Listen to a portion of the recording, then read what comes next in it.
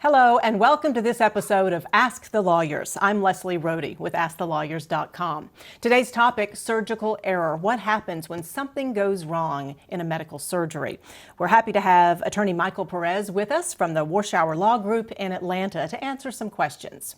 Hi, Michael. Hey, Leslie, how are you? I'm doing well. Thanks so much. First of all, let's just begin with what is surgical error? That's a great question. A surgical error is a preventable mistake that occurs during a surgery. Now, all surgery involves some measure of risk, and even the best of surgeons can have a bad outcome.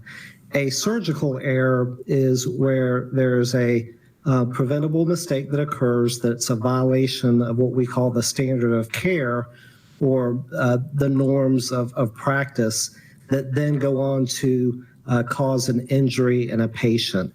And when we have that combination of factors, that is a surgical error that usually equates to medical malpractice. Well, how does someone know if a surgical error actually occurred?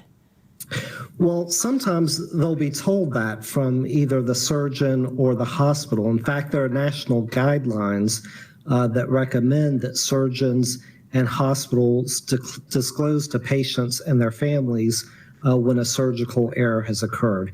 Now, in a lot of our cases, we find that that doesn't happen. And the way that patients and their families then learn about the surgical error is in that post-operative period. Because after all, when you go in for a surgery, you're supposed to get better. You're supposed to be fixing a problem. But when the patient comes out of surgery and they seem to be getting worse, their symptoms get worse, their pain gets worse, a lot of times that's the way the patient or the family will find out that there's been an error. And then in a lot of those cases, the healthcare providers then end up having to go in and fix whatever that error was and the complications that it caused. Such a tough time for all involved, for sure. How do you go about proving surgical error? Well, the first thing we always do is we look at the medical records at either the hospital or surgery center where the surgery occurred. For any surgery, there's going to be what's called an operative note. And that operative note will say what the surgeon saw, what the surgeon did, and can give us some indication of the surgical error. And so you're going in for a knee replacement surgery. Well, if the operative note shows that the surgeon cut your right knee and performed a knee replacement on your right knee, that would be a very clear indication in the operative note of the surgical error. Now, most surgical error cases are not that straightforward. Again, a lot of times we don't see the indications of it until the post-operative period. And so in the nurse's notes and in other healthcare providers' notes, we can find the evidence of the surgical error. And then finally, one of the most important steps that we take is we consult a surgeon of the same expertise and specialty as the surgeon at issue. And so, say, for example, if you are having a spinal surgery, we would consult with an orthopedic spinal surgeon who would look at the records, who would look at the operative report, who would look at the post-operative period, and then he or she could testify and say, here's the evidence of the surgical error that was preventable. Here is how that caused injury to the patient. And that can be evidence that we use in support of a surgical error case. So you brought up the word malpractice earlier, surgical error. So you know you have a surgical error, but how do you go the direction of malpractice or just a bad outcome? That's a good point, and really it goes back to that factor of whether or not it was preventable. Again, you could have scenarios and situations where even with the very best world-class, elite trained surgeon, you would have had the same outcome, and that really is not going to be a medical malpractice case. But where you have something that was preventable, that really the standard conduct of a physician in this type of situation should cause for certain steps that this surgeon didn't take.